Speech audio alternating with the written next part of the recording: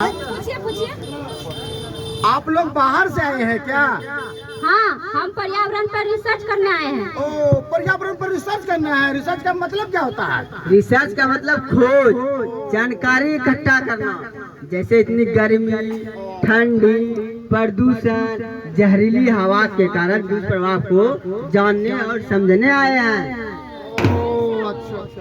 हम अपने घर का सामान, शहर की गंदगी, घर का पूरा कचरा या तो शहर के नालों में डाल देते हैं या सड़क पर, और फिर नगर निगम उसे वहां से उठाकर किसी दूसरे जगह डंप कर देती है, जिससे कूड़े का टीला बन रहा है। यह हमारे स्वच्छ और स्वस्थ समाज के लिए हानिकारक है। आप लोगों ने सुना होगा कई साल पहले दिल्ली के बाहर कूड़े का इतना बड़ा टीला बना जिसमें दबकर लोगों की मृत्यु हो गई। हम लोग जो इतना कूड़ा पैदा करते हैं उसके निष्पादन के बारे में सोचना पड़ेगा ना। हाँ, हमने पढ़ा है कि समुद्र से लाखों टन प्लास्टिक का कचरा मिल रहा है, और ऐसे ही नदी और गंगा में भी। अरे प्लास्टिक तो खुद जहर है, जहर। क्या आपको पता है प्लास्टिक तो कभी गलता ही नहीं है।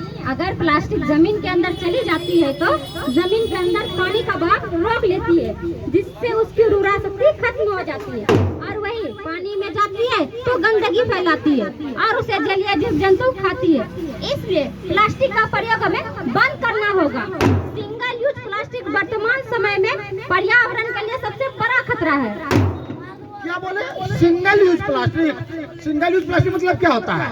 सिंगल यूज प्लास्टिक का मतलब होता है जिसका एक ही बार इस्तेमाल करते हैं। जैसे फल, सब्जी, दूध आदि लाने में जो काले, पीले, नीले ना जाने बहुत रंगों में आते हैं। इसका उपयोग तुम्हें आसान लगता है, लेकिन वह धरती के लिए कितना बड़ा नुकसान आपको पता है?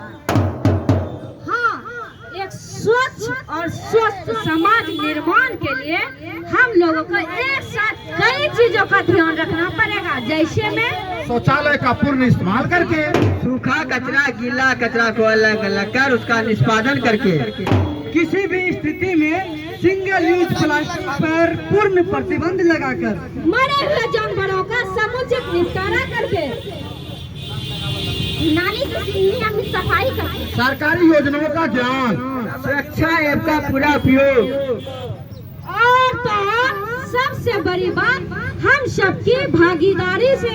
हाँ, जन भागीदारी से आओ मिलजुल कर अपनी जमीन पर स्वच्छता का दिया जला